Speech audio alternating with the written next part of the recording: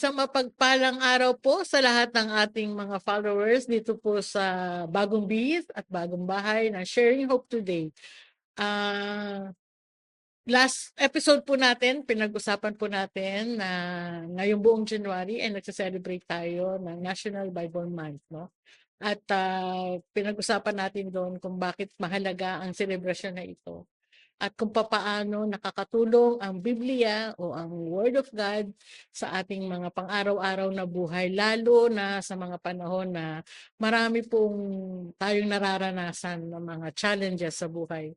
At ngayong episode na to ay atin pong ah, pag-uusapan naman ang paano nga ba natin maiaangkla ang mga challenges na ito sa ating pananampalataya sa pamamagitan ng pagbabasa ng ating Biblia. At ang bisita po natin ngayon ay isang malapit sa puso ng mga taga-Sharing Hope Today, pamilya, consultant namin, at saka ako personally from time to time na nakapaghihingi ako ng payo sa kanya, no.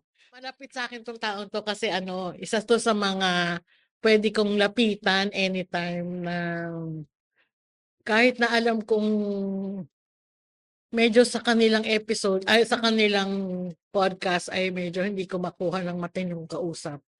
Pero karespe-respeto 'pag ang topic ninyo ay seryosong bagay, tulad ng pag-uusapan natin ngayon. Sa ating mga followers, please help me welcome the pastor of As Blessed Church at isa rin sa mga host ng Shepherd's Staff na naka-podcast na rin, no? Kaya mamaya siguro mas ipo-promote niya yan. Please welcome Pastor Kerox Pascua. Yay! Thank you so much po, Sharing Hope, for inviting me again. Akala ko nadala kayo nung first episode. So, nandito po ulit ako ngayon at so blessed to be here with my Ate Ninang Rose para po pag-usapan itong napakahalagang topic natin today. Oo. Umaasa kasi tayo kasi na ngayong pagpasok ng 2024 ay mas marami pang hamon ng buhay na tayo ay mararanasan, ano. Parang ito yung taon na parang marami akong naririnig na hindi naman warning, 'no, pero parang pinapaalalahanan tayo na maghanda pa tayo sa mga padating na panahon dahil marami pa ring pagsubok at problema na parang roller coaster kind of life ang ating mararanasan, 'no. Kaya napakaimportante na as we celebrate National Bible Month ay ma-remind natin ang mga viewers natin na magbasa ng Bible, 'no. Sabi kasi lahat naman daw dumaranas ng mga mahihirap na sitwasyon. Marami sa atin ang dumadanas ng mga pain and sufferings at, minsan nagugulat sila na bakit ako ang dumadanas ng ganitong klaseng problema o bakit ako ang nasa ganitong sitwasyon o bakit ako ang may ganitong klaseng sakit. Samantalang ang dami naman diyan na puwedeng dapat sila ang magkaroon nito kasi sila yung mas masasamang tao dahil ako mabuti naman akong tao. Nominate pa, no? Oo, hindi naman ako ng agrabyado, 'di ba? Pero bakit ako? Kaya siguro nakakalimutan natin na wala namang tao yata ang ewan ko kung meron kang kakilala, pero ako wala, na tao na makakapagsabi sa atin na never siyang nagkaroon ng problema sa buhay. Lahat naman meron. Ikaw meron, ako meron, lahat tayo. Pero meron tayong ipinagkalooban tayo ng Panginoon ng gift of faith, 'no? Mula sa kanya na siya na yun ang magamit natin na huwag tayong matakot sa kung ano man ang puwedeng, maranasan natin kundi, dapat mas lalo tayong kumapit at humawak, magtiwala sa ating Panginoon. Amen. Kaya naman ngayon ay mas maibabahagi mo kami ng mga bagay o kahalagahan bakit nga ba. Saan ba manggagaling yung faith natin, saan natin mapagtitibay yung faith natin para sa gano'n, ito yung weapon natin to face these daily trials na haharapin natin. Yeah. Salamat diyan, Ate Rose. Kapag agree ako sa'yo na lahat naman talaga nagdaranas ng problema at maaaring yung sa 2024 may mga bagong problema na darating. Hindi naman Hindi naman sa wini-wish natin sa inyo 'yon ano, Hmm. haharap tayo sa mas mabibigat na problema. Pero ang totoong problema kapag wala na tayong problema. Malaking problema 'yun. Kasi Okey yun, ah. opo, kasi po ang problema purposeful siya, ibig Purpose sabihin purposeful. yes, Ah, meron siyang purpose. may layo. Isa sa mga purpose ng problema pinapalakas yung faith natin. So, sina-sanctify tayo ng Panginoon sa kanyang salita, tapos sinusubok ng mga problema yung ating pananalig sa Panginoon. So, napakahalaga na sa pagharap natin ng mga problema talaga, yung faith natin ay napapalakas. Mm. Ngayon, ang kagandahan po sa ating mga Kristiyano, yung faith natin ay hindi stand alone. Ibig sabihin, yung ating pananampalataya may object. Of course, the object of our faith is none other than Jesus Christ. Kaya ang sabi ng Bible, He is the author and perfecter of Mm. our faith. Hindi lang sa kanya nagsimula ang faith, Mm. siya rin ang nagper-perfect ng ating faith. Yung completion nasa kanya, no? Hmm. So, ibig sabihin, siya ang object ng faith, at itong object ng faith na ito ay nag-iwan sa atin ng kanyang salita para tayo gabayan. Oh. So napakaganda na tayo bilang mga anak ng Diyos ay hindi naglalakbay sa daigdig na ito, humaharap sa mga problema ng walang manual.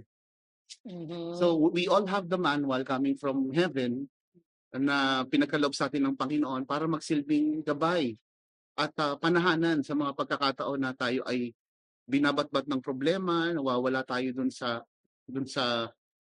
o lumuluwag yung ating kapit sa Panginoon. We have the word of God keeping us trusting and obeying kung ano yung sinabi ng Diyos. So, yun yung ibig sabihin ng ano ng faith. Faith has an object, that's Jesus Christ.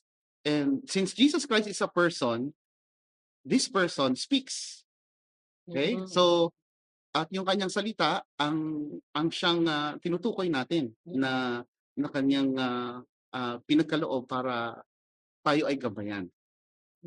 Kumbaga parang ano, kailangan mo na naka-connect ka kay Lord para dahil sa kanya nanggagaling yung faith na yun, Hmm. at yung faith na yun ang gagamitin mo naman para, ah, para magkaroon ng isang magandang laban pagdating sa mga problema. Oh, Kasi kasi yung maganda yun, yung problema 'pag wala kang problema, malaking problema yon. opo. Problema talaga Oo, yun. ibig sabihin wala ng pinagpa-praktisan yung faith mo Mhm. kasi wala kang problema. So, Totoo. ibig sabihin din pala, the more problem na meron ka, the more opportunity for you para lumalim yung Totoo pananampalataya po at yun. tiwala mo sa Diyos, tama Yes, ba? yung relasyon natin lalo siyang Oh. napapatatag. Sa Bible, Ate Ninang, ano siya, yung faith ginagamit ng mga apostles sa dalawang paraan. Kapag sinabing faith, yung basic na ginagamit natin faith, coming from the word Hmm. pistis, yung Greek word ng pistis. Ang ibig sabihin nun, dependence. Ibig sabihin dependence, ibig sabihin kapag sinabing, you must have faith in God, you must rely on God. Ibig sabihin, ikaw ay nananalig sa pangako ng Panginoon. So si Apostle Peter in one of his words, ginamit niya yung faith sa ibang paraan. So it could be dependence, yun ang tinutukoy ng Hmm, ibig sabihin ng faith, or it could be the body of doctrines that we have. lalim nun, So, ah. sabihin, yung mga katuruan sa simbahan na Okey. nagmumula sa salita ng Diyos. So Mm. kapag sinabi nating faith, yung mga apostles, they could mean yung dependence natin sa Panginoon, especially patungkol sa salvation, or they could be directly pointing doon sa salita o tinuturo ng Biblia mismo. So, yun ang ibig sabihin ng faith. So, kapag sinabing hinaharap natin yung ating mga pagsubok sa pamamagitan ng pananampalataya, ang ibig sabihin nun, nananahan tayo dun sa mga pangako na iniwan sa atin ng Panginoon. Nilathala niya sa kanyang salita. Sinasabi mo ngayon parang oo nga 'no, parang may iba-ibang klase ng faith 'no, Hmm. may iba't ibang klase ng pananampalataya. Kaya parang alin doon ang puwede na kami sa ordinary lang, sa ordinaryong mga tao, ano ang ano ang klase ng pananampalataya ang puwede naming, i-exercise in order for us to face those challenges. Kasi nga kunyari kayo may aral kayo, eh, may mas malalim yung aral niyo sa Bible 'no. Pero kung kami ay kunyari magbabasa kami sa isang ordinaryong tao, makukuha pa rin namin yung Opo. faith na yun, di ba? At saka po ano, parehas natin kailangan yun, eh. Ang punto lang po yung ginagamit ng mga apostles na kahulugan ng faith. Faith.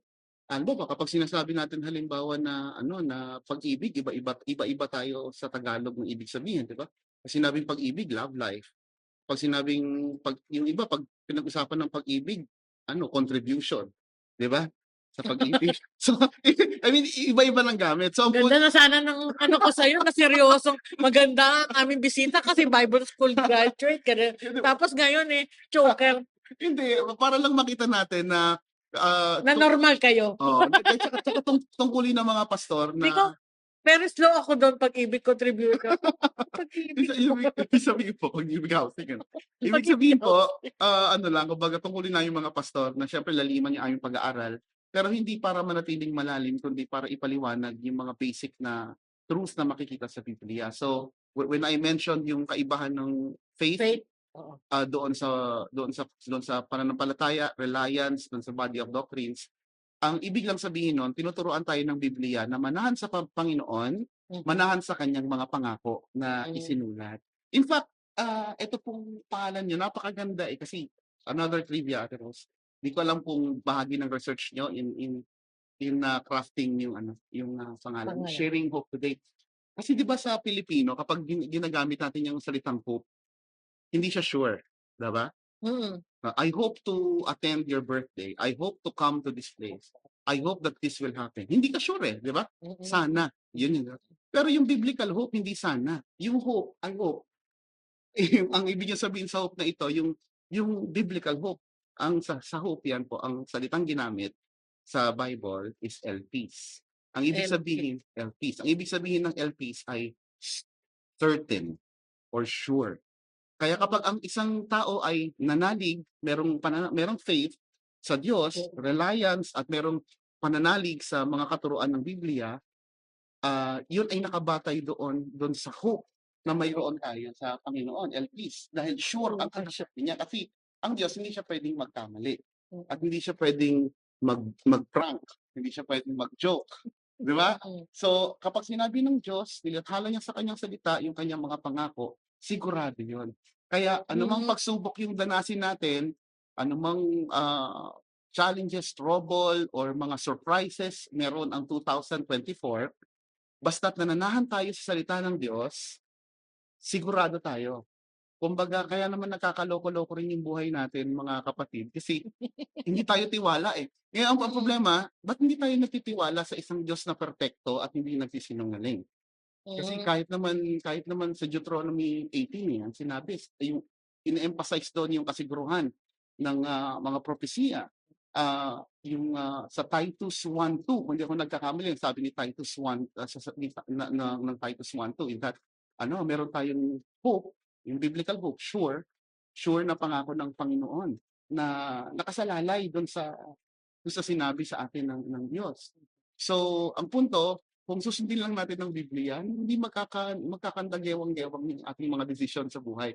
Ang problema, kaya tayo minsan nakakalog sa ating mga buhay kasi hindi tayo kontento sa guidance na pinoprovide sa atin ng salita ng Diyos.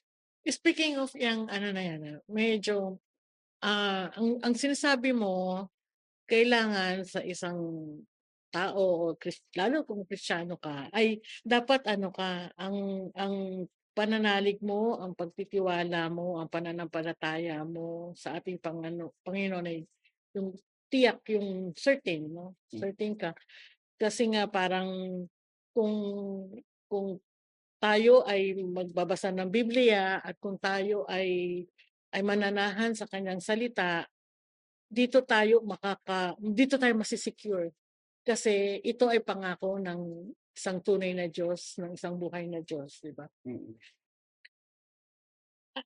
Medyo ang tanong is, paano kung halimbawa na tayo ay isang nagsasabi na tayo ay Kristiyano, naniniwala din tayo sa kanyang salita, pero ang ating pagharap sa hamon ng buhay, kasi yun yung sinasabi mo na kaya tayo nagkakagewang-gewang. No, parang oo nga parang napaisip lang ako na dapat pala sa isang Kristiyano, certain ka or tiyak ka ng iyong tiwala at pananampalataya sa Diyos dahil anuman ang klase ng buhay na harapin mo, alam mo na secured ka.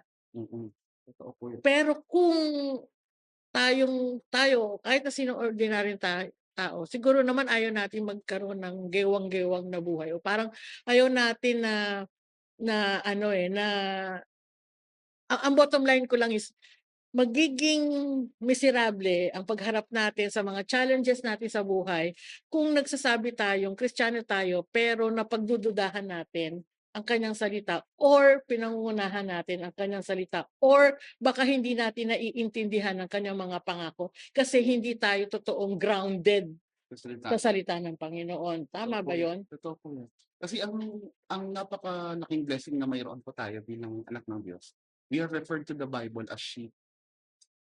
Tayong mga tupa. Upa. Ang mga tupa, based po sa sa personal studies ko, ang mga tupa pala, hindi sila mabubuhay talaga ng walang pastor. Ang mangyayari, halimbawa, lagay mo sila sa isang damuhan. Tapos naubos nila yung damo doon sa place na yon. Hindi sila katulad ng kambing na lalakad, hahanap ulit ng Didiskarte siya ng sarili. Ang walang capacity na ganun yung tupa, ang tupa would just stay there at kung walang gagabay sa kanya na maghanap ng panibagong pasture, mamamatay siya na roon. And that same thing na kailangan niyang uminom. Kaya kailangan siyang ihatid sa batis kasi matatakotin masyado ang mga tupa. Kapag gumalaw ng konti yung yung tubig, pwede na silang pwede silang mangisay at bumagsak. Matatakotin sila, matarantahin sila. So, tayo bilang mga tupa, ganun din tayo eh. Kumbaga, matarantahin tayo kapag wala yung pastol eh. So, ang punto, napakalaking pagpapala na tayo anak ng Diyos kasi ipinangako ng Diyos sa atin sa kanyang salita that we are being shepherded. We have the good shepherd. At ang sabi ng shepherd sa atin sa John chapter 10, ang sabi niya, my sheep listens to my voice. So, at ano yung voice na yun? Doon nagkakatalo sa voice. Ninang. Kasi sa totoo lang, another blessing that we have that the Word of God has been fixated in Scripture. Kasi sinabing fixated, ang Biblia na mayroon tayo, siya ay manual. Halimbawa, nung nakaraan dahil bago kaming lipat ninang, di ba? May nagregalo sa amin ng sofa at saka dining. So, Oo, nakita ko thank yun. you Ang sa- ganda. salamat Ate sa Rose. sponsors po. Okay? Kailangan ng sharing po. Salamat po. Wag na po kayo mag-donate ng aircon ha. Okay na po kami sa biro lang po, biro lang. The point Yang iya is, naman. Yang iya naman. nanawagan. Okay lang po, okay lang po. Joke lang po 'yan. Ang point is nung dinagaloan po kami ng dining set tsaka ng sofa, kailangan namin siyang i-assemble. Ngayon, kung mapapansin ninyo kapag merong mga ganong klaseng gamit sa bahay, kinakailangan mo ng manual para Nabuo siya. lalo't kung komplikado yung pag-a-assemble, no? So, kailangan mo palagi ng manual. So, that becomes a fixated document to guide you kung paano ayusin yung isang bagay. Kapag ang isang tao naman halimbawa, paano mo malalaman na ako ay kasal, halimbawa, no? Pwedeng sabihin ng mga kapitbahay namin, "Oo, kasal 'yan. Promise, kasal sila." Pwede namang sabihin ng isa, "Ay, hindi sila kasal." Pero anong magpapatunay na kami ay kasal, ako ay kasal sa aking asawa? You will need a document, 'di ba? And that document is fixed, sinulat.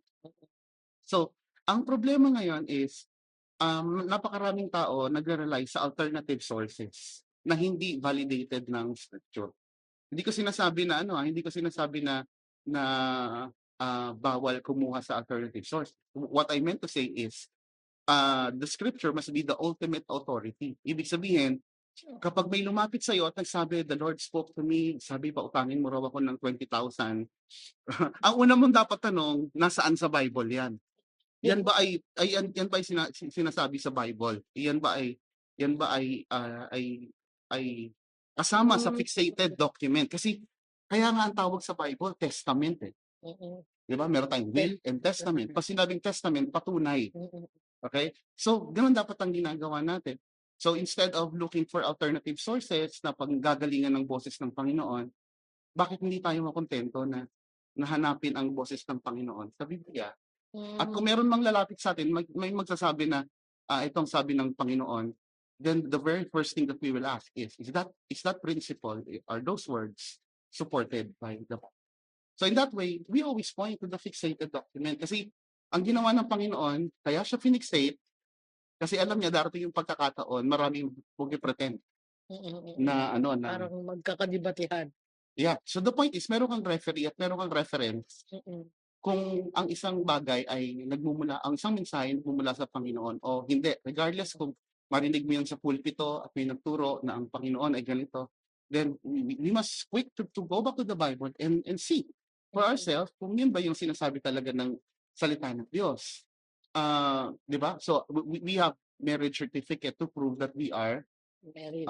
married. So, isa din, patunay siya na talagang, na talagang, kumbaga, kaya siya fixated kasi kailangan natin ng validation coming from the word doon sa mga bagay na natatanggap natin kung balikan mo. And that keeps us guided and grounded to the word of God. So, that's one na napakahalagang natutunan. Oo 'no, mismo namamanga. Ano, ah, fixated, ano ba 'yun? Pag sinabi mong fixated, fixed. Fixated. Tsaka ngayon ko lang parang dati naaral ko 'yang tungkol sa tupa versus kambing, eh. Pero hindi ko masyadong naalala kung nadaanan ko 'yan na gano'n siya katakot. At saka parang hindi ko naalala na hindi ko naalala na ang tupa pala alam kong different siya sa kambing. Hmm. Pero ibig sabihin ang tupa pala Kaiba ng karakter. magkaiba sila ng kaya ba yung tayo ay sheep, at si Lord ang shepherd natin, dapat pala lagi tayo naka-connect sa kanya in order for us to have a clear direction kung saan tayo pupunta. Kasi kung nasaan siya nandun tayo, mapapakinggan lang natin siya. Ah, Parang nakakaawa yung tupa na malalayo sa shepherd tapos mapapabayaan siya at Totoo. dun siya puwede tsaka ano yung tungkol sa bawal gano'n siya katakot sa tubig 'no, Hmm. parang kaya pala lagi sinasabi rin sa atin pinapaalalahanan din tayo na, kailangan laging nakapanaingat tayo sa ating shepherd kasi ito yung magko-comfort sa'tin 'pag kailangan natin ng comfort 'no, siya yung magga-guide sa atin, siya yung dapat sinusundan natin. Kasi 'pag pala talaga tayo nawalay sa kanya, mapapahamak pala tayo 'no. So, that is what Jesus meant sa mga buhay natin bilang shepherd natin. And nakakatuwa na yung manifestation ng pagiging obedient natin sa shepherd natin ay talagang makikita sa mga buhay natin. Kasi maayos tayo at magiging maayos lang tayong tunay kung maganda yung isang argumento mo na 'pag merong sinasabi sa'yo na sabi ni Lord, dapat yun naka-align yun sa word of God. Opo. Dapat kaya mong patunayan na iyan ay nasusulat. Opo. At dahil yan ay nasusulat, yan ay parang testamento na yan ay hindi na yan maiiba, eh, nakatala na yan diyan, eh, 'di ba? Kunyari kahit sa marriage contract mo, ito yun talaga, whether you like it or not, ito yung magiging kasama mo sa habang buhay, 'di ba? Kaya siguro dapat ma-ano natin 'no, ma ma ma-keep in mind natin na sa pagharap natin ng mga challenges sa buhay ng mayroong pananampalataya dapat grounded tayo sa kanyang salita. Para nang sa gano'n kahit anong harapin natin makikita natin diyan, eh, na kung papaano ba natin haharapin ang mga challenges, 'di ba? Tsaka Ninang kapag inisip natin sa Old Testament, ang palagi nating makikita kapag ang tinutukoy salita ng Diyos, kapag may mensahe ang Diyos, you will always, see the phrase, "Thus saith the Lord." Oo, Thus saith the Lord. In fact, sa Old Testament, it was mentioned around 3,800 times. sa Bible Yung school niyo gano'n lang yan karami. matututunan. Hindi. 3,800 times inulit ang Kahit sa "Thus mga saith the Lord." Oh, 'di ba? "Thus saith the Lord." So, Kasi po, during that time kasi wala tayong ano, maliban siyempre dun sa mga writings ng prophet na ano pa lang, kasalukuyan na Wala kino-compile, tayong binubuo, manual pa talaga at kaya that wala time. tayong fixated Oo, na wala document. fixated, So, ang point is, we will always hear the words, "Thus saith the sasayaw Lord." ko dun. Ngayon, hindi yung "Thus saith the Lord," napaka-ano yan, napaka-sacred yun sa Jewish community Talaga. na pwede mong ikamatay yung maling gamit ng "Thus saith the Lord" Hmm. during the Old Testament. So, the point is, Teka muna. Ibig sabihin, nung panahon ng Old Testament, 'pag sinabi mong sabi ito ni Lord, 'pag hindi dapat talag serious ka, 'pag hindi ito totoo, delikado ka. So, oh, ano siya, kumbaga, in fact, the Jewish community is very respectful. Kahit nga yung salitang God ay hindi basta-basta binabanggit. talaga? Kaya kapag may makikita ka, yung halimbawa, yung word na Yahweh, no? Kapag binabasa nila yung, for example, and kunyari ang word is, and Yahweh brought forth his anger, gano'n. Kapag binasa nila yon, i-skip nila yung name ni God. Sabi niya, and brought forth, blah, blah, blah, blah. So, Oo. even sa mga modern article, kapag nakita mo sa mga website, halimbawa, ang sumulat ay Jewish, Mm. makikita mo yung word na God ay hindi sinulat ng G-O-D, G-D. Kasi they don't even want to mention God. Ah, So, ganun sila ka-respectful, ganun sila katakot na gamitin o idamay ang salita ng Diyos sa mga kalokohan nila. So, when you say, "Thus saith the Lord," you must be very, very serious. Kaya, napakahalaga. Ngayon, napakaraming tao, oo, hindi ka naman totoo. sa ano, hindi ka naman ina-attack kasi I also ano, I also understand yung ano, yung isang camp na who believes in ano, "The Lord spoke to me, the Lord spoke to me." But what I'd like to say, I would like to lovingly warn you to be very, very careful na kapag ikaw nagsabi ng the Lord spoke to you, it must be coming from the word of God. It must be validated by scripture. Otherwise, saan mo siya iba-validate? Mm. Saan mo siya iba-validate? There's no other way to validate. That's the reason why, pagdating ni Jesus Christ, you no longer hear the word, "Thus saith the Lord." Anong lagi sinasabi ni Jesus Christ? It is written. It is written. Even the apostles, Mm. it is written. So the point is, from "Thus saith the Lord," it is written. Okay? Mm. So, ibig sabihin, napakalaki ng ano, ng bagay na meron tayong fixated document kasi alam ng Diyos na darating ang pagkakataon, many false prophets will arise and telling you deceptive messages na idadamay ang pangalan ng Diyos. The Lord spoke to me at sinabi, at meron akong mensahe para sa iyo. Pero, ah, paano mo iba-validate? Paano kung feelings mo lang pala yun? Paano kung imagination mo lang pala yun? The Emosyon only mo lang. Exactly. The only way to validate is to go back to the word of God, to go back to the scripture. Kaya kapag sinabi natin na the Bible is the ultimate authority, hindi ibig sabihin nun Bible lang ang authority. Ultimate authority kasi merong authority. Ang church merong bylaws, ang church merong rules and regulations, policies, di ba? Authority yun over our lives, di ba? Para gabayan tayo. Pero kung yung ating policy, kung yung ating rules and regulation, kung yung ating mga bylaws, kung yung mga favorite quotations natin from influential people, at kung ano-ano pang sinasabi sa atin na the Lord spoke to me ng mga tao sa paligid natin ay hindi sinusuportahan ng Biblia, then it has to be rejected. It has to be or it has to be ano, it has to align to what the fixated word is telling us. Kung hindi mo kayang back upan ng scripture, ay wag ka na mag-thus saith the Lord. Sabihin mo na lang, may feeling ko ganito.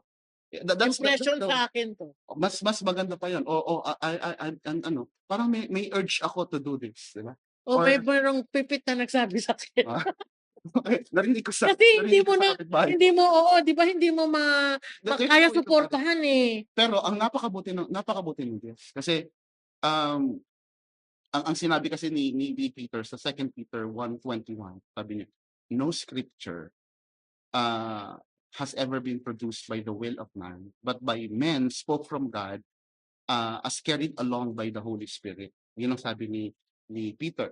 So ang point is, ano yung words of prophecy na tinutukoy niya, hindi yung words of prophecy na nanggaling kung saan. Mm. Kapag tiningnan mo doon sa ano, doon sa tama, first, 2 Peter 1:21. Kapag tinignan mo dun sa earlier verse 20, ang sabi ron, prophecy of scripture. So in context, ang Prophecy, tinutukoy oo, niya, oo, written word. oo, Hindi niya oo, tinutukoy yung feelings ng kung sino. oo. Ibig So sabihin, yung hindi lang basta 'to na-prophesy kundi na nakasulat din 'to. exactly po. So the Okey. point is, ako lang sa atin na kumbaga this is not to attack any camp or what kasi alam ko ano yan eh, very rampant sa atin. But this is just to issue a loving warning sa ating lahat na respetuhin yung salita. It has to be the ultimate authority. Ibig sabihin, kapag ang policy ang sabi ay ang sabi sa policy ng church, bawal dito ang mahirap. At tanungin mo, bawal dito madungis. Tanungin, yun ba sabi ng Panginoon sa Biblia? Alam mong hindi, makikita mo sa Proverbs, the Lord's love the poor, 'di ba? Whoever gives to the poor lends to the Lord. Yun ang sabi ng salita ng Diyos. Bakit yung policy mo ay hindi aligned sa salita ng Diyos? Then you must change that. You must modify that and go back to the ultimate authority. So, ibig sabihin, ang pinaka mataas na reference ay Biblia, hindi opinyon ng tao. Kumbaga point is hindi tayo nananahan sa katalinuhan ng kahit sino mang kakilala natin. Nananahan tayo sa karunungan ng Panginoon, especially sa pagharap sa mga pagsubok. Kasi ang usapan sa pagsubok ay hindi biro-biro, di ba? Isang maling desisyon na gagawin natin ay pwedeng maapektuhan yung mga anak natin at yung mga susunod na generasyon. And we must understand na ang unang inatake ng kaaway ay salita ng Diyos doon sa Garden of Eden. Mm. So, anong sinabi nung ni Satan? Did God say? Sinabi ba ng Diyos? Sinabi na nga talaga na huwag kakainin yung prutas di ba? Yung fruit salad, di ba? Meron ba kayong fruit salad dyan? Basta hindi fruit salad. Yung fruit salad, di ba? Para salad talaga yun Kasi sabi ng Diyos, huwag kakainin. Sinabi na ng Diyos Pero ang atake ng kaaway has never changed even now. Ganun pa rin. Did God say? Sinabi ba ng Diyos? Sinabi ba ng Diyos? Sinabi ba ng Diyos? Ngayon, babaguhin niya, sinabi ng Diyos. Hindi ganyan yon. So the point is, from the very beginning, the word of the Lord has always been attacked by the devil. And So kaya we have to be very, very careful kasi doon sa maling desisyon ng ating unang mga magulang, nadamay tayong lahat Hindi lang isang henerasyon No? Dama natin yung epekto ng kanilang maling desisyon. Why? Because they did not choose God's word. Okay? So they chose the devil's word over the word of God. So yung integrity ng scripture is very important. di ko alam pagkatapos ng episode na 'to mamahalin mo na talaga yung word of God, no? Kasi parang mapapariwara ka talaga, no? Ah, balik tayo dun sa fruit salad. Okay. Baka mamaya macaroni pala gusto niya. Mahaba po kasi fruit of the tree of the knowledge of good and evil, di ba? Mm. Nakakabulol. Kaya ang tawag ko na lang fruit salad. Yun din po yun. Hindi, totoo yan. Meron lang akong maano lang, mabilis na tanong, no? Kunyari, merong nagsabi na ito ang sabi sa kanya ni Lord. At dahil siya ay lingkod na Panginoon, meron siyang naka-attach na word of God. Okay. So hindi mo na ngayon malalaman kung anong nauna, yung word of God bago niya 'to ginawa o gusto niya 'tong gawin at humanap siya ng word of God. Kasi maalam, di ba? Ang tanong ko, kaya niyang i-justify itong desisyon niya na 'to with the word of God. So, no question about it. Pero yung isang sinabi mo is dapat ba merong confirmation or yung parang, mag mag mag-ano, may maliban sa word of God, meron pa dapat na tao, kunyari pastor mo, na pagka sinabi mo 'to, may attachment na word of God, pero sa pastor mo hindi. Hindi siya parang hindi confirm. Anong puwede mong masabi dun? Mayroon naman siyang naka-attach na word of God. Pero sa mga tao sa paligid nitong taong ito ay hindi nila hindi mag-confirm yung sinasabi niya na sinabi sa kanya ni Lord. Sa pagbabasa po kasi ng Bible, napakahalaga din kung paano natin siya ginagamit, ini-interpret. Kasi meron talagang mga tao na gagamitin ang Biblia para masunod yung gusto nila. But I hope we belong to those types of people na magpapasakop sa Biblia at hindi babalikin yung sinasabi ng Diyos para ma-align sa kagustuhan nila. Baligtad dapat. Yung kagustuhan ko ba ang ultimate authority o ang kagustuhan ng Panginoon? So, halimbawa, one time, nag-scroll ako sa Facebook, may nakita akong nag-post ng verse coming from, I think, Matthew 4. Tapos ang sabi doon, I think, I'm not sure if it's in the book of Matthew or Luke, pero ang sabi roon sa verse na nakasulat, nakapost, if you worship me, I will give you all this. At ang makikita mong comment, halos libong comment na, Amen, thank you Lord, Amen, Amen. Now, what they don't know, a Bible student always has to go back doon sa konteksto nung Biblia. Ang Biblia, hindi siya, ang verses, hindi siya stand alone. So, ibig sabihin, hindi mo siya pwedeng Meron siya. interpret labas doon sa kanyang pinanggalingan na konteksto. Yun pala, kapag binasa mo pala yung buong context, ang nagsabi pala nun si Satan. Oo. Kung kasambahin mo ko, ibibigay ko sa iyo lahat ng ito, no? But they don't know that kasi hindi nila pinag-aralan yung kung saan hinugot yung Bible verse. So the point is, depende rin kung yung tao ay ginagamit niya yung isang verse para mag-align sa kanyang will. I think at hindi interpreted properly yung word of God, hinugot niya lang dahil may keyword or hinugot niya lang dahil sakto doon sa gusto niyang gawin, wanting to manipulate people around him, 'di ba? Kasi halimbawa, dati ako naalala ko nung bata ako kapag nanliligaw ako sa love letter, laging merong Genesis 31:49. Alam mo 'yan, hindi ka ba nagamitan ni Kuya Francis ng Genesis 31:49? Ayan, marami nang nagbubuklot ng Bible tuloy ngayon, mga kabataan siguro. Sabi sa Genesis 31:49, may the Lord keep watch between you and me when we are away from each other. Di ba romantic? Napaka-romantic, di ba? Pero pag tinignan mo in context, ang nagsasalita si Laban, si Laban to Jacob. Ang sa madaling salita, ang gusto niyang sabihin, ang ibig sabihin talaga ni Laban, binabind niya sa kasunduan si Jacob. Ang ibig niya sabihin doon sa modernong pagsasalita is, kapag ikaw hindi sumubad sa kasunduan, lagot ka kay Lord. Yun lang yun ibig sabihin nun. Ginagamit ko as love note, no? Ang tawag natin doon ay out of context. So hindi tayo pwedeng may narinig ka, gagamit ka ng Bible verse, hindi mo naman pinag-aralan yung scripture. Tinuturuan tayo ng Biblia, especially si Apostle Paul talking to Timothy, to be diligent in the word, to rightly divide the word of God. So isabihin, hindi tayo inuutusan ng banal na espiritu na maging tamad, na kapag may nabasa tayo, kung anong gusto nating interpretation, yun na yun. Hindi, hanapin mo kung anong gustong ipaunawa sa iyo ng Panginoon by studying. And by studying, hindi yun limited sa mga pastor o sa Bible scholar. Ang bawat salita, ang bawat anak ng Diyos, ang bawat tupa, ang kabuuang kawan ng Diyos ay binigyan ng Diyos ng kakayahan through the Holy Spirit para maunawaan yung kanyang salita. Ngayon, kung meron ng mga areas na medyo mahirap maunawaan, doon papasok yung tulong ng mga biniyayaan ng Panginoon ng tungkulin na pagpaliwanag. That's why we have pastors, we have Bible teachers, Sunday school teachers. Because they labor in the Word doon sa mga areas lalong-lalo na mahirap unawain. Pero the word of the Lord is so simple that even a child can understand. Ibig sabihin, ginawa niyang ganoon yon, okay? Para maging gabay natin, para hindi tayo hahanap ng gabay kung kani-kanino. Tama. Kaya dapat sa pagharap natin ng mga pagsubok, problema, importante na maunawaan natin hindi lang yung salita, not only the particular verse, no? Kailangan makita natin ano yung konteksto nito, saan, kailan 'to sinabi, bakit 'to sinabi, kanino 'to sinabi, tama? Tsaka ano yung context, Ng anong setting nila.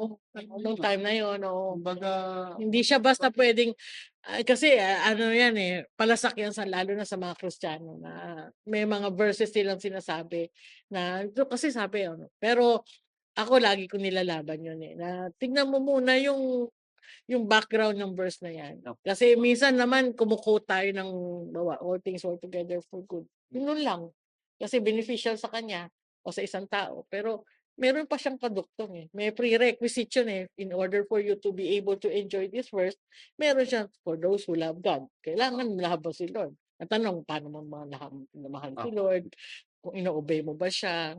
oh, O tapos ano pa, and who are called according to their purpose. Kumbaga, ito yung dalawang prerequisite in order for you na ma-claim mo itong all things work together for good. Kasi akala nila ganun lang mag-quote ng verses sa Bible. Tapos yung parang hindi na lagi nga namin sinasabi, titignan yung konteksto, titignan niyo kung opo, kailan, saan, setting, panahon ng pagkakasabi niyan para mas ma-enjoy mo ang word of God mo. opo. At kaya siguro, kung tayo ay isang ordinaryong tao, hindi tayo kamukha nila na nag-aaral talaga.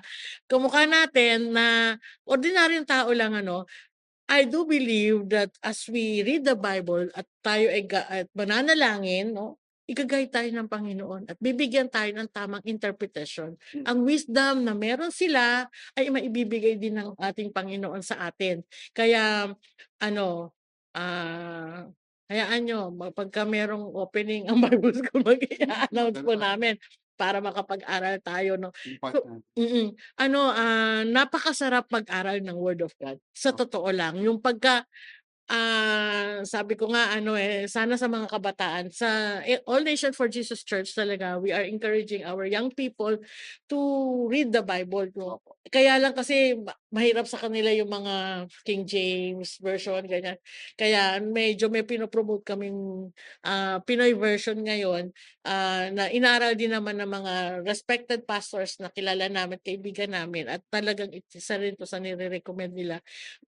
Ang purpose lang nitong ay para mas ma-encourage ang mga young people sa lengguwahe nila, naiintindihan ang Biblia o ang salita ng Panginoon. kanina Rose, gusto ko lang maikwento ito kasi baka lalo kayong ma-excite po sa inyong ano, sa inyong, love for the word. Um, Maraming pagkakataon sa kasaysayan na tinangka ng kaaway, ng devil na agawin sa'tin 'tong dokumentong ito.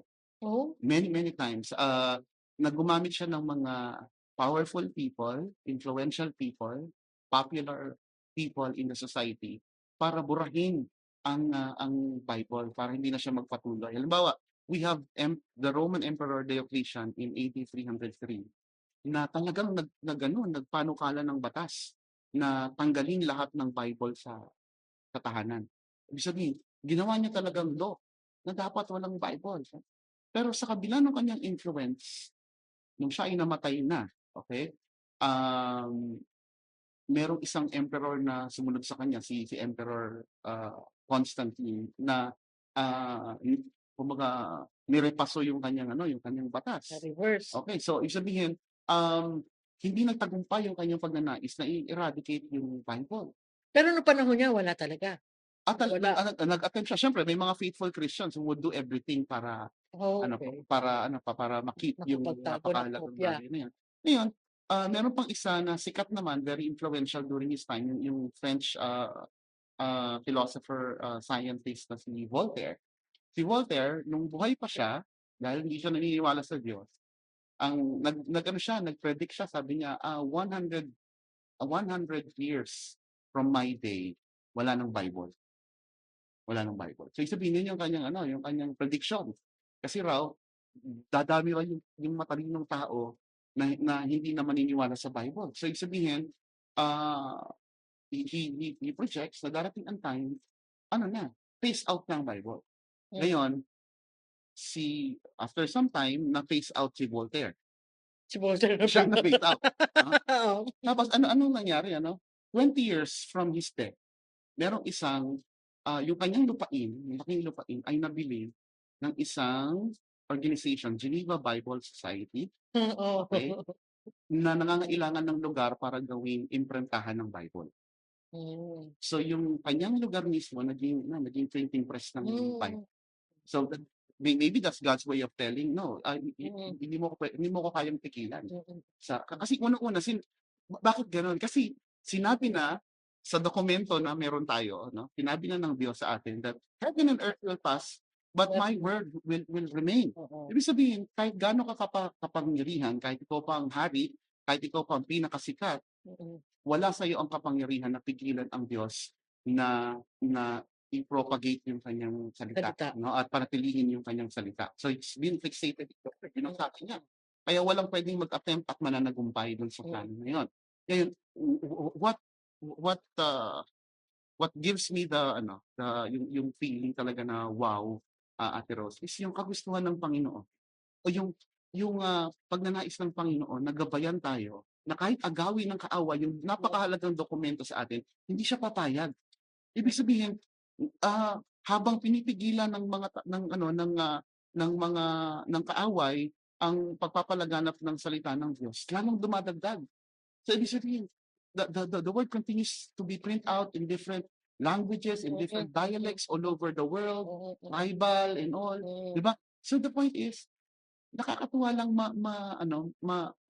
malaman na mayroon tayong mabuting tupa na talagang hindi papayag na wala tayong gabay. Kasi sa totoo lang, there was instance in the history of Israel na hindi nila pinahalagahan ng salita ng Diyos. They have the Old Testament scripture by that time.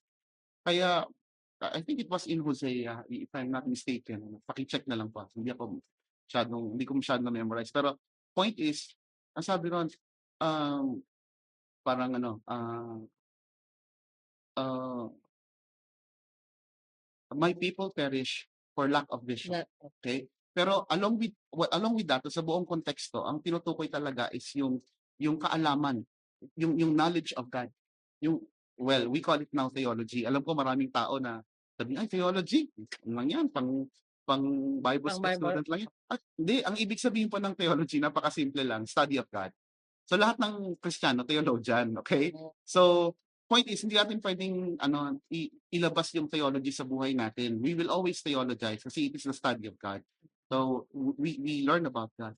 Ngayon, ang nangyari po nung hindi pinahalagahan ng bayang Israel ng salita ng Diyos, doon umakyat yung rate ng criminality, ng evil sa land, which I think is also happening in our land, in many countries. Na kapag tinanggal mo, kapag isinantabi mo ang kahalagahan ng Biblia, kapag hindi na Biblia ang boss, kapag hindi na Biblia ang ultimate authority at nag-play yung sinasabi ng mga influential na tao, kagustuhan, mga selfish agenda ng kung sino-sino namumuno, talagang babagsak talaga ang morality ng isang bayan. At ayaw ng Diyos nun. So, ang kagandahan is, we have a God na hindi papayag na naglalakad tayo sa dilim.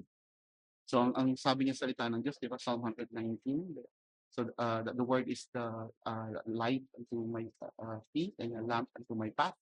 Ibig sabihin, ayaw ng Diyos na madadapa-dapa tayo at hindi alam kung anong gagawin. Kasi bilang mga anak niya, we must be guided lovingly by the Father. Ang isang pwede rin nating i-take note doon sa paliwanag ni Pastor Kellogg's ay sa kabila ng effort ng kaaway para mawala ang circulation ng Bible, ay hindi ito hinayaan ng Panginoon na magtagumpay. Bakit? Ang isang nakikita ko doon bilang isang ordinaryong mananampalataya ay nais ng Diyos na wag tayong wag tayong mawalan ng pag-asa. Kumbaga parang ayaw ng Panginoon na wala tayong salita niya na pwede nating balikan Tama. o pwede nating panghawakan.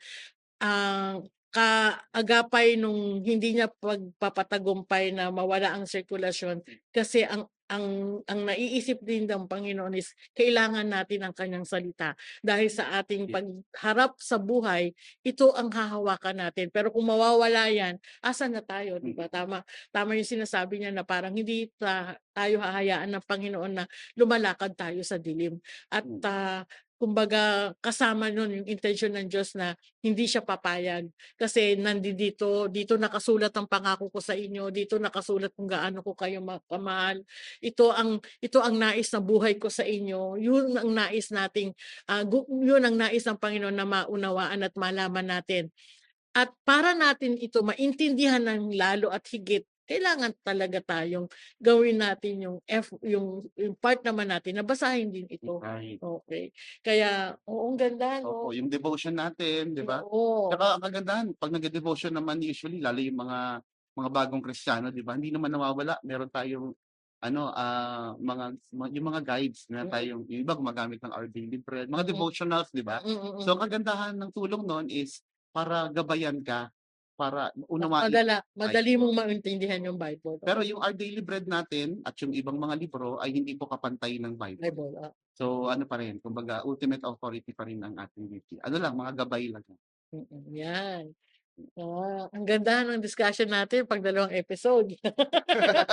Hahatiin natin 'yan para mas maintindihan natin panlalo 'no, kasi ayokong mapagod kayo ng isang upuan lang, Tama eh, po, maano. Pero any last reminder, encouragement mula sa'yo? opo.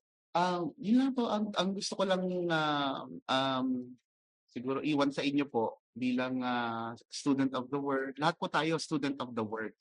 Um, Kaya nga po ang tawag sa'tin ay disciple. Yung word na disciple po, sa original na gamit niya sa Bible, ang ibig sabihin ng student.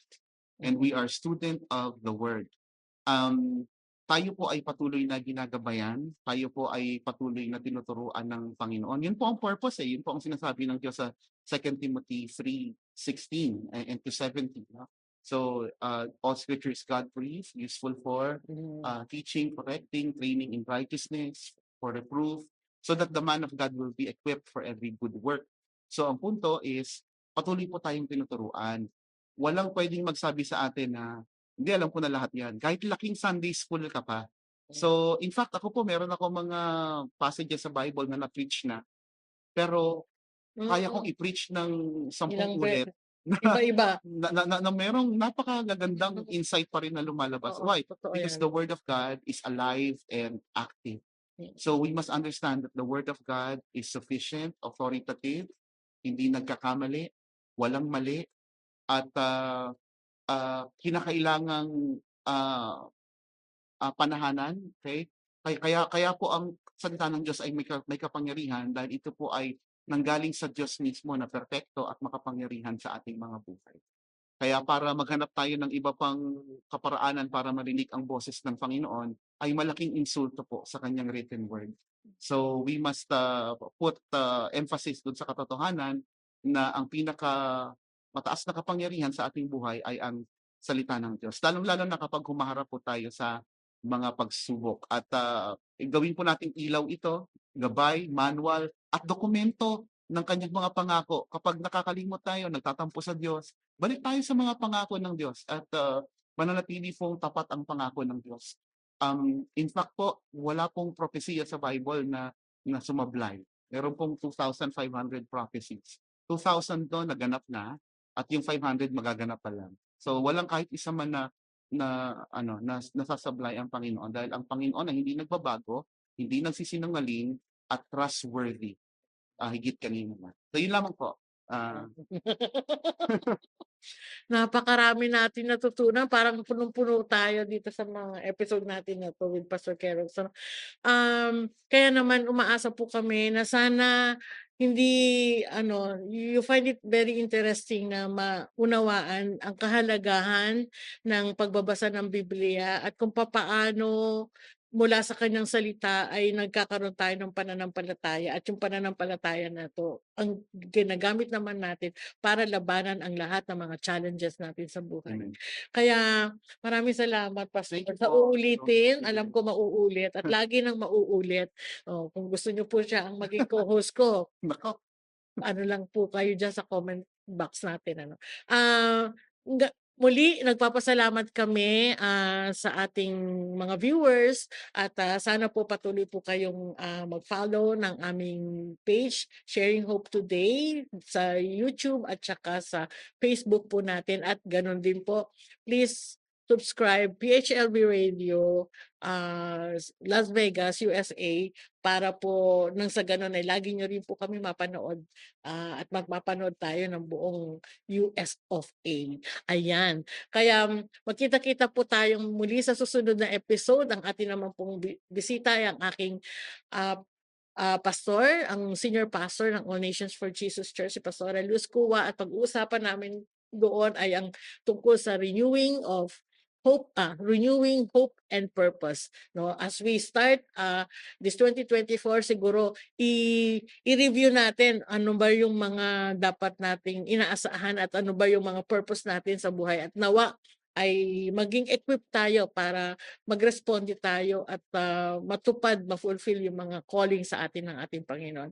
Magkita-kita po tayong muli. Marami pong salamat, at nawa ay napagpala po tayo ng ating episode ngayong araw na ito. Thank you. God bless. See you next week. Yes. Thank you, Pastor. Padaro.